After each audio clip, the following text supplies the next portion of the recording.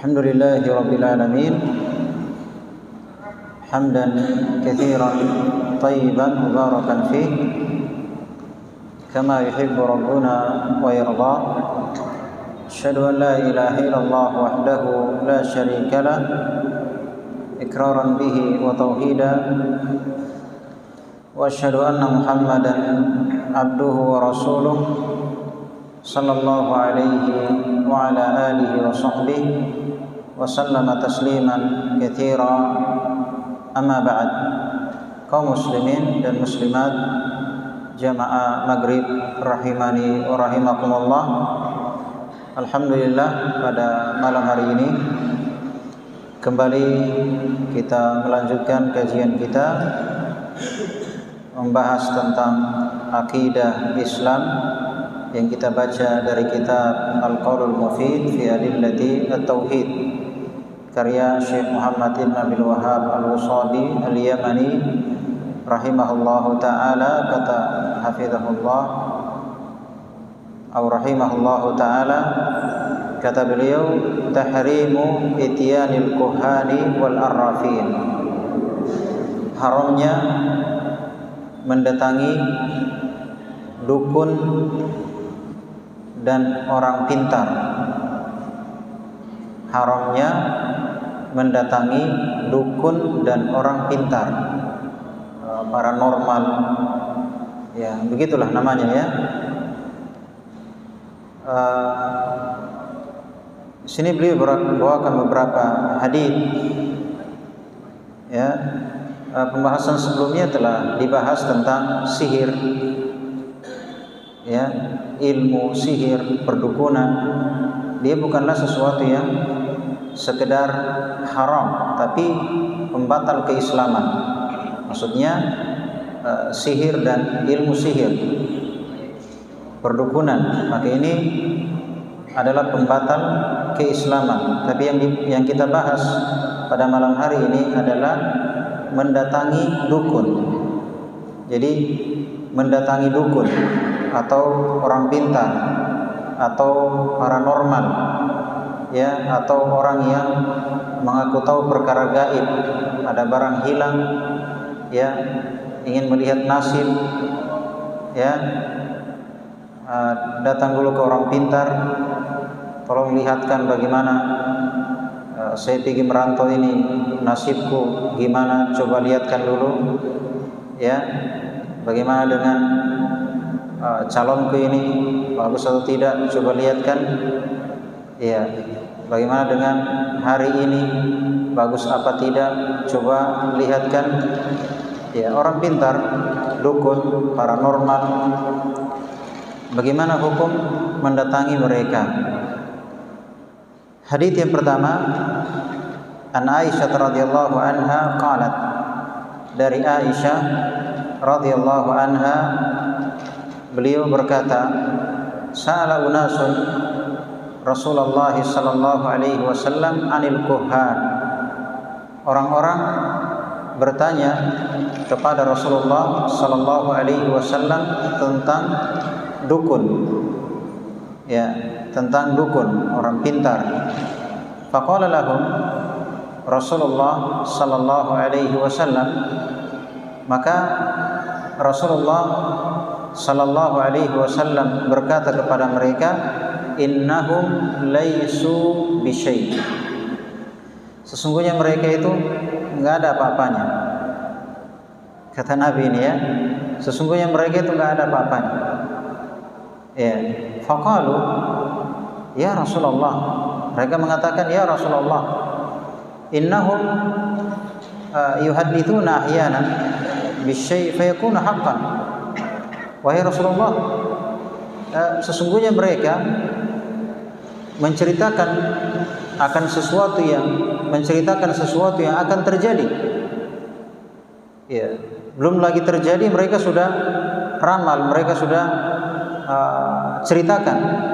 Fayakuna haqqan, dan apa yang mereka ceritakan itu benar terjadi. Ini alasan para sahabat ya.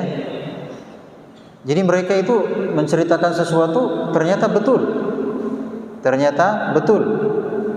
Faqala Rasulullah sallallahu alaihi wasallam,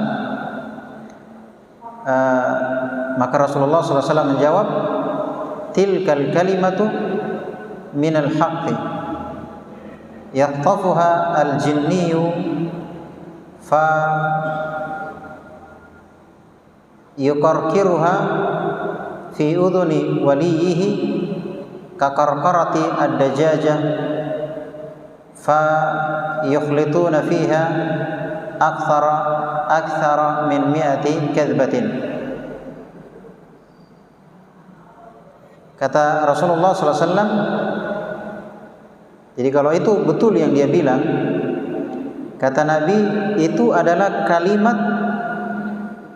kalimat dari kebenaran yang dicuri oleh jin. Jadi ternyata yang dibilang orang pintar itu, para dukun, ketika mereka misalnya melihat barang hilang atau melihat nasib atau melihat siapa pencurinya, ya, itu mereka pakai jin. Mereka pakai jin. Ada dukun ini kerjasama dengan jin. Ya. Jadi kata Nabi, tilkal kalimah minal haq. Itu merupakan kalimat dari kalimat kebenaran, tapi dicuri oleh jin, kemudian disampaikan oleh jin itu ke telinga walinya, yaitu dukun, kakarkaratid dajajah, seperti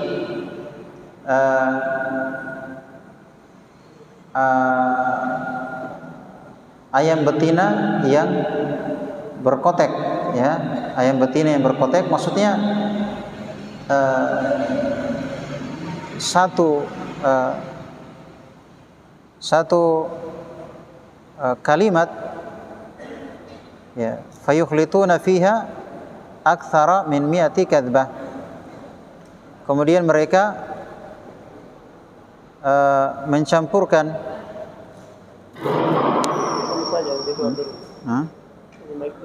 kenapa ini?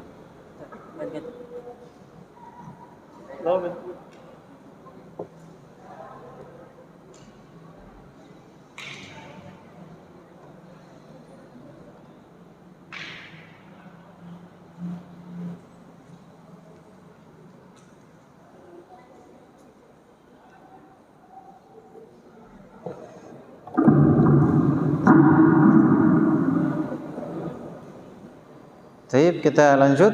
Fa yakhlituna fiha aktsara min mi'ati kadzbah. Jadi jin ini yang mencuri berita di langit, kemudian turun disampaikan oleh turun menyampaikan kepada telinga dukun. Jadi seperti ayam berkotek, ya, maksudnya sekali ucapan, maksudnya satu yang dia dapat, fayakhlituna fiha aktsara min mi'ati kadzbah. Kemudian jin ini dia campur dengan 100 kedustaan. Jadi ada satu dia dapat informasi, tapi dia campur dengan 100 kedustaan. Jadi lebih banyak campurannya. Yang benar cuma satu yang dia dengar, tapi yang satu ini dia bumbui dengan kalimat yang banyak, jadi satu ditambah dengan 100 kedustaan. Iya, ditambah dengan 100 kedustaan. Hadits ini riwayat oleh Imam Al-Bukhari dalam 3 tempat. Ya, dalam Sahih Al-Bukhari, dalam bab at-tib, dalam bab al-adab, dan dalam bab tentang tauhid. Dan juga dalam riwayat Imam Muslim dalam Kitabus Salam. Ya, berarti sini nampak ya bahwa makanya Nabi mengatakan innahum laisa bisyai. Sebenarnya mereka itu enggak ada apa-apanya. Mereka pakai jin mencuri berita gaib. Kemudian jin ini kalau dapat berita dari langit, itu pun sebelum disampaikan ke telinga dukun, itu jin campur dengan 100 kedustaan. Mereka campur dengan 100 kedustaan. Jadi makanya kalau kita, ini pintarnya ya, orang-orang pintar itu karena yang datang orang bodoh. Kenapa dibilang orang pintar? Karena yang datang orang bodoh. ya, paranormal, karena yang datang orang tidak normal. Ya. Jadi anehnya selalu yang jadi alasan adalah betul yang dia bilang. Padahal dia nggak pernah salahnya mana lebih banyak, benarnya atau salahnya. Lebih banyak salahnya, tapi yang diingat cuma benarnya. Lebih banyak salahnya. Sedangkan jinnya saja, satu dia dapat, dia campur dengan 100. Bagaimana dukunnya? Ini dari jinnya saja, dia sampaikan ke telinga dukun, satu dia dapat informasi, dia campur dengan 100 kedustaan. 100 kedustaan. Nah, tapi orang-orang bilang kan pernah dia bilang baru betul. Iya, itu. Yang lain coba hitung, yang tidak betul. Yang salah nggak pernah disebut. Yang benarnya, satu saya benarnya itu terus diingat. Adapun yang salah nggak pernah diingat. Iya.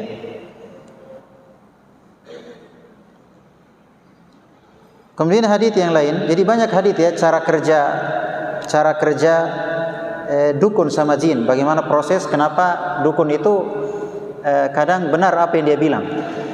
Ya, kadang benar apa yang dia bilang. Maksudnya sesuatu yang belum terjadi ternyata dukun sudah informasikan bahwa akan terjadi begini, ternyata benar apa yang dia bilang.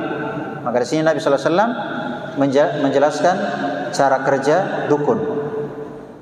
Mereka ternyata pakai jin. Nah, jinnya inilah yang memberikan informasi dari mencuri berita di langit. Makanya kan disebutkan bahwa fungsi bintang ada 3, sebagai pelempar setan, sebagai penunjuk arah, dan sebagai hiasan langit. Kalau kita sering dengar meteor, bintang jatuh, maksudnya itu melempar setan. Jadi kadang setan itu sempat mencuri, dilempar tidak kena. Ada yang baru lagi mengintai, dilempar kena. Ada yang dapat lempar kena. Ya, ini fungsi dari bintang. Nah, kalau berhasil satu kata ini dia campur dengan 100 kedustaan. Kita akan sebutkan nanti hadits ketika Nabi menguji orang pintar. Nabi sembunyikan sesuatu, kemudian Nabi tanya, apakah kamu tahu apa yang di hati saya? Ya, kalau kamu hebat, apa yang saya ada sembunyikan sesuatu ini, coba tebak kira-kira apa saya mau bilang. Ya, Nabi menguji orang pintar. Ya, katanya dia orang pintar, tapi ternyata ketika dites, meleset. Iya. Taib. Hadits yang kedua, an Muawiyah ibn al-Hakam as-Sulami. Dari Muawiyah ibn al-Hakam as-Sulami, faqala, qultu ya Rasulullah. Dari Muawiyah ibn al-Hakam as-Sulami, dia berkata, ya Rasulullah, ini hadithu ahadin bil jahiliyah wa qad jaa Allahu bil Islam. Ya Rasulullah, saya orang yang baru saja meninggalkan jahiliyah, maksudnya baru masuk Islam. Wa qad jaa Allahu bil Islam, dan Allah telah mendatangkan kepada saya Islam. Wa inna minna rijalan ya'tunal kuhan. Sesungguhnya dulu kami, di kalangan kami itu ada orang-orang yang datang ke dukun. Mereka datang ke dukun. Kata Nabi, qala fala ta'tul kuhan, jangan kalian mendatangi dukun. Jangan kalian mendatangi dukun. Qala qultu wa minna rijalun yatatayyarun. Dia berkata lagi, ya Rasulullah, di antara kami ada orang-orang yang suka melakukan tiarah. Tiarah artinya menentukan nasib dengan tanda-tanda tertentu. Misalnya kalau kupu-kupu masuk ke dalam rumah, ini tandanya ada tamu. Kalau cicak berbunyi, oh iya, betul. Apa Nabi bilang? Betul. Ya kan? Kalau lewat burung hantu di atas atap, oh ada yang mau mati. Ya kan? Kalau macam-macam, ini namanya tiara. Jadi kata orang ini, di antara kami ada yang melakukan tatayyur. Qala dzalika syai'un yajidunahu fi sudurihim fala yasuddannahum. Itu merupakan sesuatu yang mereka dapatkan dalam perasaannya, maka janganlah perasaan tersebut menghalangi mereka untuk melakukan apa yang mereka ingin lakukan. Misalnya ingin menagih utang, lihat tanda tertentu yang dia pahami, kayaknya alamat tidak baik, ya kan? Kayaknya tidak dikasih nih. Sudahlah, kita pulang, ya kan? Kata Nabi, sesungguhnya itu perasaan yang dia dapatkan dalam dirinya, maka janganlah perasaan tersebut menghalanginya untuk melakukan apa yang dia ingin lakukan. Kalau misalnya dia pergi menagih, lihat tanda-tanda, timbul perasaan sepertinya nggak dikasih, jangan itu jadi penghalang untuk dia melanjutkan pergi menagih. Iya. Kalau misalnya mau safar, atau misalnya mau beli rumah, rumahnya murah sekali, sudah pergi cek, bagus sekali, dilihat luarnya bagus, dalamnya bagus, ya, kemudian aman dari banjir, aman pokoknya. Pas mau pulang, lewat depan rumah, nomor 13, enggak jadi. Rumah sialin, bagus ini lagi dalamnya, luarnya aman dari banjir. Pas lihat nomornya 13, enggak jadi. Padahal murahnya. Itu perasaan yang muncul, ya, yang dia yakini. Kata Nabi, jangan hal itu menghalangi dia untuk melakukan apa yang telah ia rencanakan. Ya. Hadits ini riwayat Muslim dalam 2 tempat, dalam kitab Al-Masajid dan dalam kitab As-Salam. Kemudian hadits yang ketiga, an ba'di azwajin Nabi sallallahu alaihi wasallam, anin Nabi sallallahu alaihi wasallam qala, man ata arrafan fasa'alahu an syai'.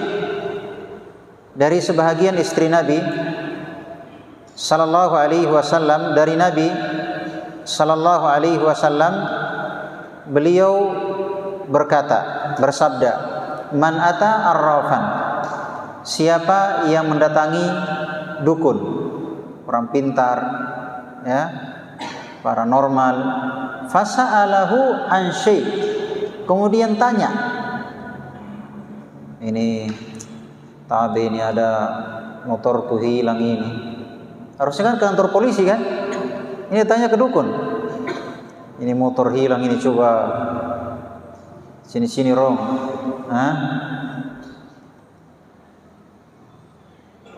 fasalahu an syai', maka dia bertanya kepada dukun tersebut tentang sesuatu.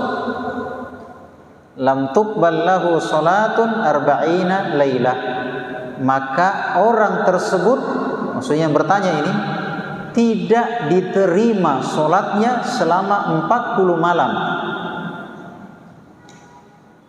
Jangan sampai dia mengatakan, ya kalau begitu selama 40 malam saya libur solat dulu. Enggak, ini sebagai hukuman, tetap wajib dia solat, hanya selama 40 malam tidak diterima solatnya. Maksudnya 40 hari 40 malam.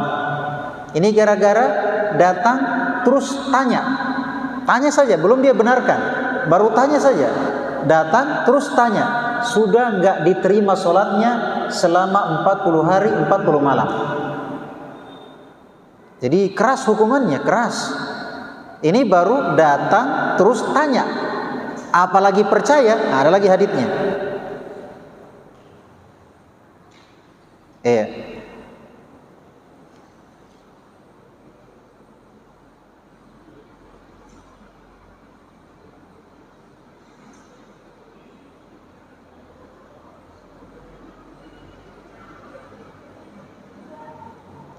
Hadits yang keempat, an Abi Mas'udin Al-Badri radhiyallahu anhu qala, naha Rasulullah sallallahu alaihi wasallam an thamanil kalb wa mahril bagi wa hulwanil kahin. Hadits riwayat Bukhari dan Muslim. Dari Abu Mas'ud Al-Badri radhiyallahu anhu, beliau berkata, Rasulullah sallallahu alaihi wasallam melarang dari memakan samanil kalb, harga anjing. Boleh bisnis anjing, hasilnya haram. Apalagi wa maharil bagi, yaitu mahar, maksudnya upah dari perbuatan pelampauan batas, maksudnya milik orang lain, kezaliman, dia diupah karena itu haram.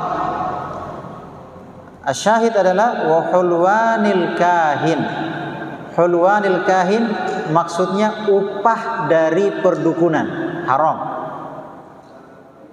Jadi dikasih uang, penghasilan dari situ, ini hukumnya uang yang dia dapatkan hukumnya haram. Karena kenapa? Karena perdukunan hukumnya haram. Maka hasilnya juga adalah apa? Adalah haram. Ya. Hadits yang kelima, An Ibni Umar radhiyallahu anhuma qala inna Umar intalaqa ma'an Nabi sallallahu alaihi wasallam fi rahtin qibala Ibn Sayyadin.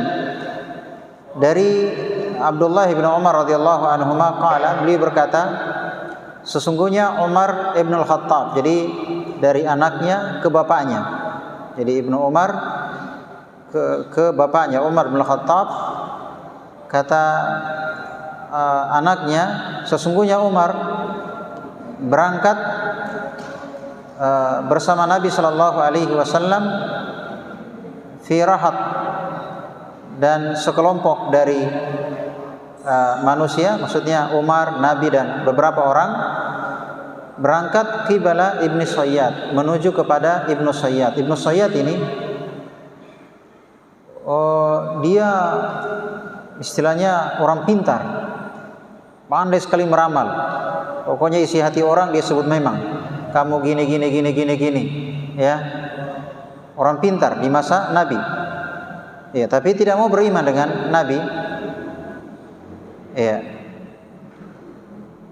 Tapi disebutkan sejarahnya Ibnu Sayyad ini, dia masuk dalam kategori tabi'in. Padahal dia bertemu Nabi, tapi tidak percaya dengan apa yang dibawa oleh Nabi sallallahu alaihi wasallam. Ya, nanti dia beriman ketika Nabi sudah meninggal. Dia masuk Islam, dia mendapatkan hidayah, dia bertobat dari perbuatannya. Nanti ketika Nabi sudah meninggal, berarti orang seperti ini tidak masuk kategori sahabat. Dia masuk tabi'in, yaitu orang yang bertemu dengan sahabat. Itu namanya tabi'in. Betul dia berjumpa dengan Nabi, tapi syarat dari sahabat adalah orang yang berjumpa dengan Nabi, beriman dengan apa yang dibawa oleh Nabi, ya, beriman dengan apa yang dibawa oleh Nabi dan meninggal di atas itu. Ini Ibnu Sayyad tidak bertemu Nabi tapi nggak beriman. Nanti meninggal Nabi, baru dia bertobat dan masuk ke dalam Islam. Berarti dia bukan sahabat, tapi dia tabi'in. Karena dia bertemu dengan sahabat, beriman dengan apa yang dibawa oleh sahabat, meninggal di atas akidah tersebut, berarti dia tabi'in. Nah, hatta wajaduhu yal'abu ma'as-sibyan. Nah, ketika Nabi datang bersama Umar, ada para sahabat menemui Ibnu Sayyad. Nah, Nabi tiba, Ibnu Sayyad sedang bermain-main bersama anak-anak, karena dia belum dewasa, masih anak-anak, hampir dewasa, ya, usia belasan tahun, hampir usia 15 tahun. Inda utumi Bani Mughalah, di pinggir penjara Bani Mughalah. Wa qad qaraba Ibnu Sayyad al-huluma, dia hampir dewasa. Jadi ketika itu Ibnu Sayyad hampir dewasa, usia 13-14 tahun begitu.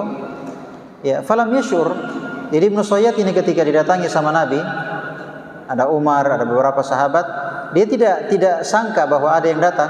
Hatta daraban Nabiyyu sallallahu alaihi wasallam biyadi, sampai Nabi menepuk tangannya. Ya, Nabi menepuk Ibnu Sayyad dengan tangannya. Thumma qala li Ibnu Sayyad, kemudian Nabi tes Ibnu Sayyad. Ya, tasyhadu anni Rasulullah. Wahai Ibnu Sayyad, apakah kamu bersaksi bahwa saya Rasulullah? Fanadhara ilaihi Ibnu Sayyad, maka Ibnu Sayyad lihat ke Nabi. Faqal asyhadu annaka rasulu al-ummiyin. Saya bersaksi bahwa engkau adalah rasulnya al-ummiyin, orang-orang yang ummi, yang tidak bisa membaca dan menulis. Faqala Ibnu Sayyad lin Nabi, maka Ibnu Sayyad berkata kepada Nabi. Ini Ibnu Sayyad balik bertanya. Ibnu Sayyad berkata kepada Nabi, "Atashhadu anni Rasulullah?" Wahai Nabi, dia mengatakan, apakah engkau bersaksi bahwa saya Rasul Allah? Farafadahu, maka Nabi menolaknya. Ya kan? Nabi menolaknya, wa qala amantu billah wa bi rusulih. Saya beriman kepada Allah dan dengan rasul-rasulnya. Maksudnya kalimat halus mengelak pertanyaan tersebut, bahwa engkau bukan Rasul Allah. Faqala lahu, madza tara? Iya, kata Nabi, berkata Ibnu Sayyad, madza tara? Apa yang kamu lihat? Apa yang kamu lihat? Faqala Ibnu Sayyad, ya'tini sadiqun wa kadhib. Apa yang kamu lihat? Kami ini datang ya. Ada Nabi, ada Umar, ada beberapa sahabat. Apa yang kamu lihat? Ibnu Sayyad bilang, yang datang kepada saya ini ada orang yang jujur, ada pendusta. Ya, ada yang jujur, ada pendusta. Faqala Nabi sallallahu alaihi wasallam, khulita 'alaikal amru. Kata Nabi sallallahu alaihi wasallam, tercampur. Maksudnya kamu ini tidak tepat, tercampur ya. Summa qala Nabi sallallahu alaihi wasallam, kemudian Nabi mengatakan kepadanya, inni qad khaba'tu laka khabi'an. Sesungguhnya saya menyembunyikan sesuatu, ya. Maksudnya mengetes engkau dengan saya menyembunyikan sesuatu. Ya. Maksudnya ayat ya di surah apa itu, yauma ta'tis sama bidukhanin mubin. Ya. Hari ketika langit datang dengan dukhan yang jelas. Ini Nabi sembunyikan. Kemudian kata Nabi, saya sembunyikan sesuatu kepadamu. Kira-kira apa yang saya sembunyikan ini? Faqala Ibnu Sayyad bilang, huwa duh. Jadi dapat informasi dari jinnya kurang jelas.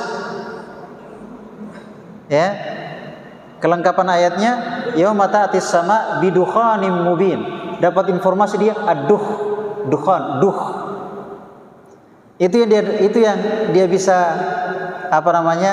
dia bisa sampaikan ke Nabi.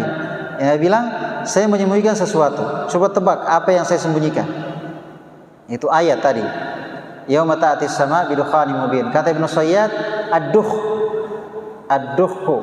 Ya, itu yang bisa dia tidak bisa sebut ayatnya. Yauma ta'tis sama bidukhanin mubin. Hanya sebut ad-duh. Artinya asap, dukhan ya, kabut. Ya. Fa qala ikhsa. Kata Nabi, ikhsa. Sana. Maksudnya katanya orang pintar. Itu pun satu kata ini tidak lengkap. Dukhan harus dukhan. Ini duh. Itu informasi kurang jelas. Karena dia tunggu informasi dari jinnya juga. Ya, itu pun dapat informasi ini. Coba bayangkan, sudah satu kata terus nggak jelas. Nah, kata Nabi, sana. Maksudnya ini kalimat ikhsa ini. Misalnya kalau kita usir ayam, usir anjing, kayak seperti itu maksudnya. Sana. Falan ta'dua qadrak. Kamu tidak akan bisa melewati takdirmu. Maksudnya kamu nggak bisa apa-apa, ya kan? Ini saja sudah, ya, apalagi yang lebih dari itu, nggak bisa apa-apa. Apa kata Umar? Faqala Umar, dan ya Rasulullah adrib unuqah. Izinkan saya Nabi, saya tebas kepalanya. Umar ya tidak mau banyak pusing. Izinkan saya selesaikan. Apa kata Nabi? Faqala Nabi sallallahu alaihi wasallam, iyakunhu falan tusallit alaihi. Wa illam yakunhu fala khaira laka fi qatlihi. Ini kan tersebar info bahwa dia ini dajjal, ya.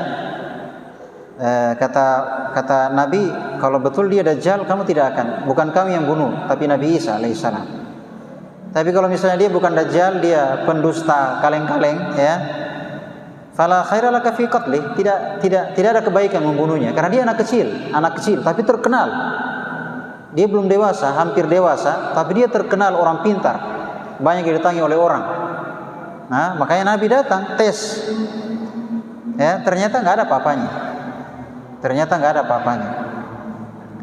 Ya, makanya dari sini kita bisa pahami bahwa ilmu yang terhebat itu bukan ilmu doti, ya, bukan ilmu perdukunan, tapi ilmu yang terhebat adalah ilmu tentang ma'rifatullah, yaitu la ilaha illallah. Itu ilmu yang terhebat, la ilaha illallah. Akan datang pembahasannya.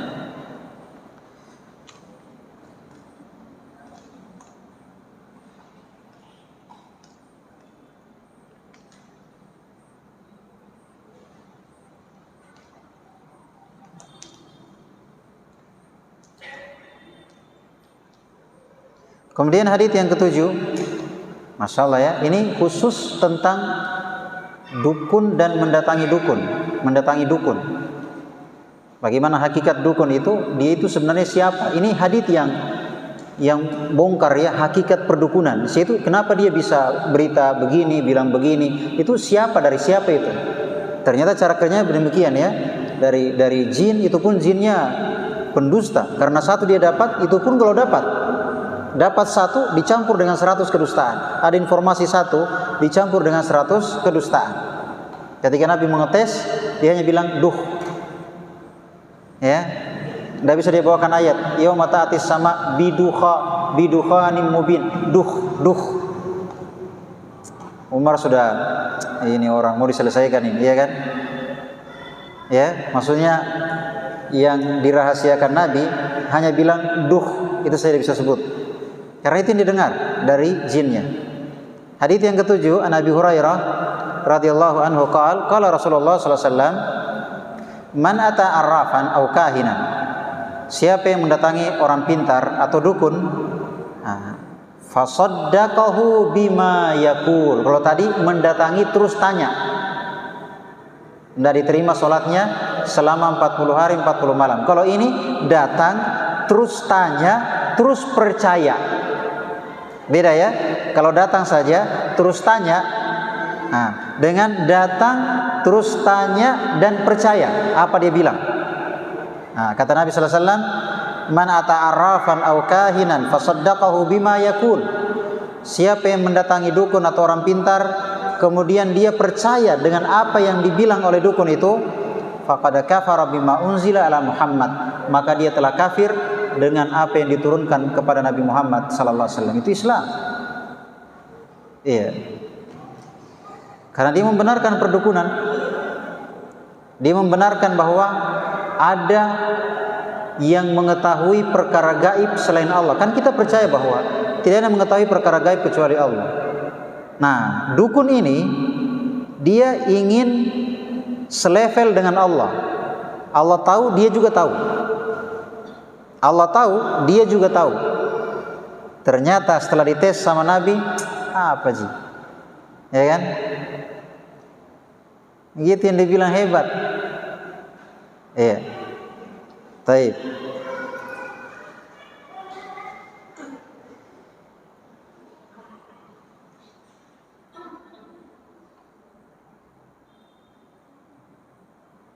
Saya ingat kisah Selbani, kalau saya nggak salah, ya, dia tes dukun, dia nggak kenal.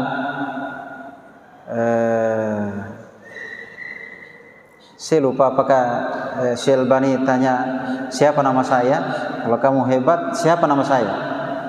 Tidak tahu dukunnya, ya kan? Taib.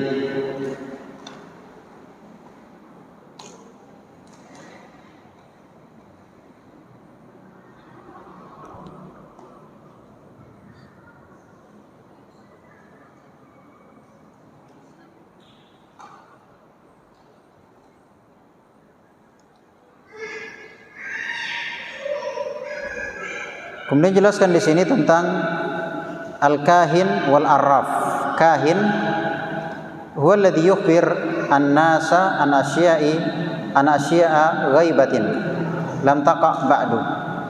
Jadi al-kahin artinya yang memberitakan kepada manusia akan sesuatu yang belum terjadi. Ya, belum terjadi dia sudah beritakan. Ini namanya kahin.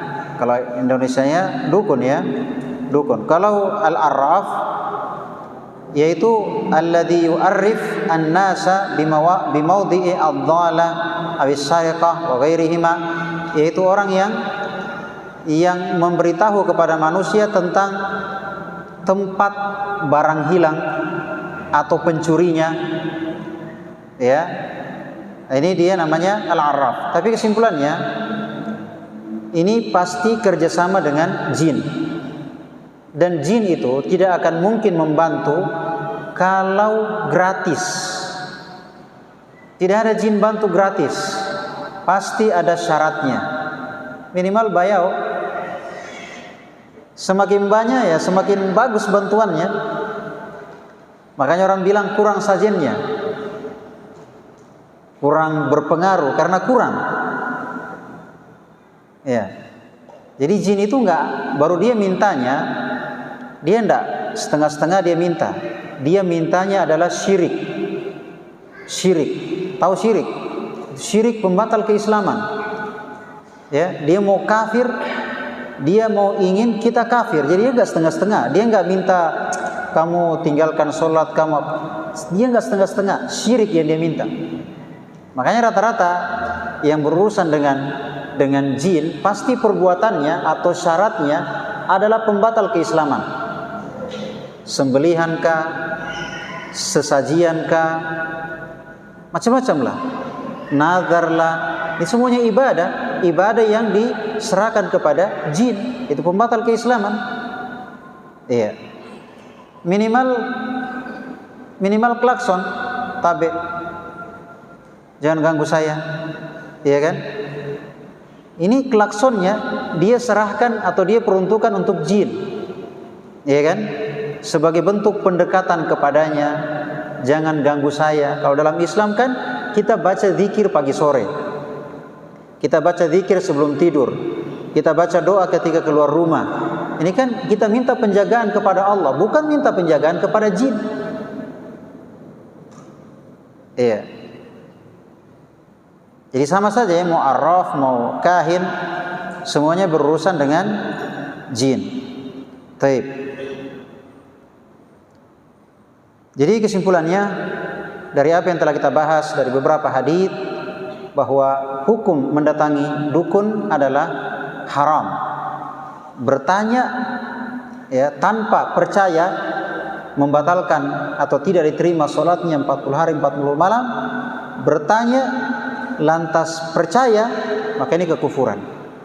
Ini kekufuran karena dia membenarkan perdukunan atau membenarkan suatu keyakinan bahwa ada yang mengetahui perkara gaib selain Allah Subhanahu wa taala.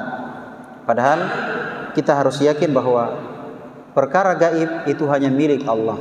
Ingat, perkara gaib itu hanya milik Allah. La ya'lamul ghaiba illallah. Allah berfirman, tidak ada yang mengetahui perkara gaib kecuali Allah Subhanahu wa taala.